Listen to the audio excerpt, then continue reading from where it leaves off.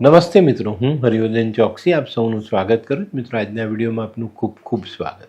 મિત્રો, રોજની જેમ આજે પણ જોઈએ કોણે શું કરવું શું ન કરવું. તારીખ 19/8/2026 બુધવાર. પહેલી રાશિ મેષ રાશિ. મેષ રાશિવાળાએ આજે શું કરવું? મેષ રાશિવાળાએ આજે પક્ષીની સેવા કરવી અને આજના દરેક કામ ધીરજ રાખીને પૂરા કરવા. શું નથી કરવાનું? મિત્રો, આજે કોઈ નવો માણસ રાખવો નહીં. આજના સહાયક દેવ માં દુર્ગા. વૃષભ રાશિવાળાએ આજે શું કરવું? વૃષભ રાશિવાળાએ આજે અંગત વ્યક્તિ સાથેના સંબંધોને મજબૂત કરવાનો પ્રયત્ન કરવો જોઈએ. શું નથી કરવાનું? મિત્રો, આજે વાદ વિવાદ કોઈની પણ સાથે નહીં કરવો. આજના સહાયક દેવ લક્ષ્મી નારાયણ ભગવાન. મિથુન રાશિવાળાએ આજે શું કરવું? મિથુન રાશિવાળાએ આજે સૂકા કોપરાની વાટીમાં કાળા સફેદ તલ ભરીને મંદિરમાં દાન કરવા જોઈએ. શું નથી કરવાનું? મિત્રો, આજે સાવ અજાણ્યા માણસ પર ખોટો ભરોસો કરવો નહીં. આજના સહાયક દેવ માં દુર્ગા. કર્ક રાશિવાળાએ આજે શું કરવું જોઈએ? કર્ક રાશિવાળાએ આજે ચંડી પાઠ વાંચીને દિવસની શરૂઆત કરવી જોઈએ. શ્રાવણ ચાલે છે તો ભગવાન શિવ અને મા પાર્વતીની આરાધના જરૂર કરજો.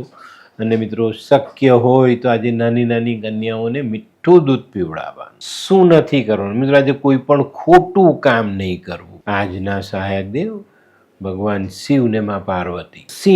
સિંહ રાશિવાળાએ આજે શું કરવું છે? સિંહ રાશિવાળાએ પણ આજે પક્ષીની સેવા કરવી જોઈએ અને પક્ષીને ચણમાં લીલા મગ નાખવા જોઈએ. શું નથી કરવાનું? મિત્રો, આપણા ઘરે આવેલા મહેમાનોનું અપમાન નહીં. આજના સહાયક દેવ ભગવાન સૂર્યનારાયણ ને મા દુર્ગા. કન્યા રાશિવાળાએ આજે શું કરવું? કન્યા રાશિવાળાએ આજે પોતાના નોકરી ધંધાના સ્થળે સમયસર હાજર રહેવું અને પોતાના સહકર્મીનો ખ્યાલ રાખવો. શું નથી કરવાનું? મિત્રો, આજે વધુ પડતું ટેન્શન લેવું નહીં. આજના સહાયક દેવ મા દુર્ગા, મા સરસ્વતી.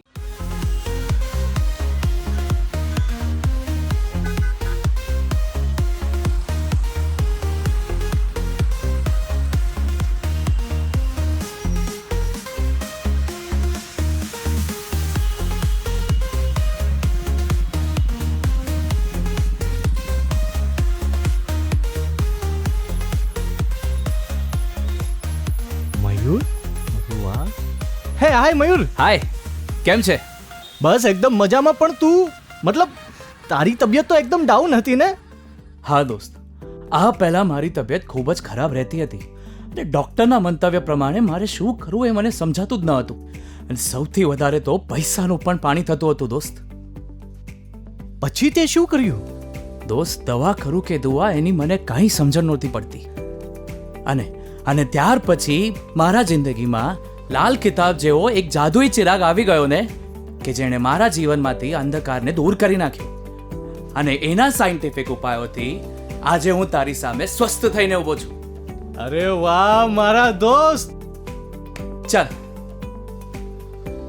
શું માનવ જીવનમાં રોગ મહારોગ ક્યારે આવે એની જાણકારી લાલ કિતાબ દ્વારા મળી શકે છે? હા, જરૂરથી. 20 વર્ષ અગાઉથી આ રોગ મહારોગની જાણકારી મેળવી શકાય છે અને લાલ કિતાબના યોગ્ય ઉપયોગ દ્વારા તેમાંથી બચી પણ શકાય છે. તો બનાવી લો તમારી પોતાની લાલ કિતાબ.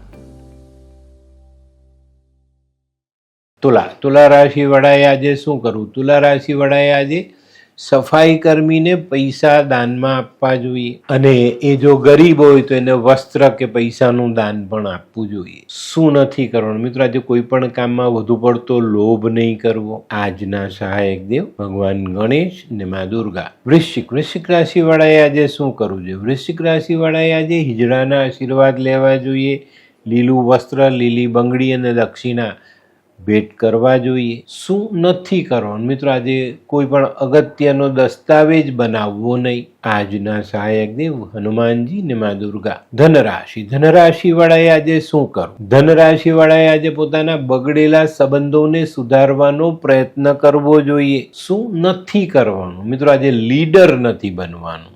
આજના સહાયક દેવ ભગવાન વિષ્ણુ ને મા લક્ષ્મી. મકર રાશિવાળાએ આજે શું કરવું? મકર રાશિવાળાએ આજે એક મુઠ્ઠી કાળા સફેદ તલ ઓવારીને વહેતા જલમાં વહાવવા જોઈએ અને નાની નાની કન્યાઓને મિષ્ટાન જમવા માટે આપવું જોઈએ, શું નથી કરવાનું. મિત્રો, આજે ઘરના વડીલ સ્ત્રીનું અપમાન નહીં કરવું. આજના સહાયક દેવ ભગવાન શનિ.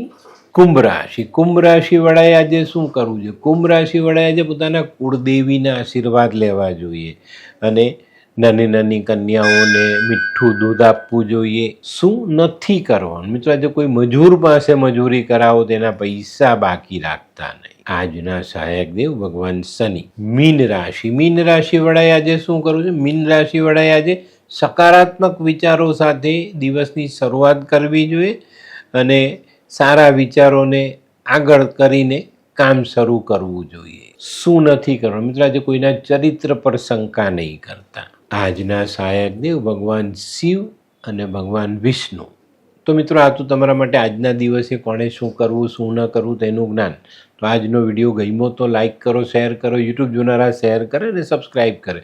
હું હરિવર્ધન ચોકસી આપ સૌની રજા લઉં. ફરી મળીએ નવા વિડીયોમાં નવી જાણકારી સાથે.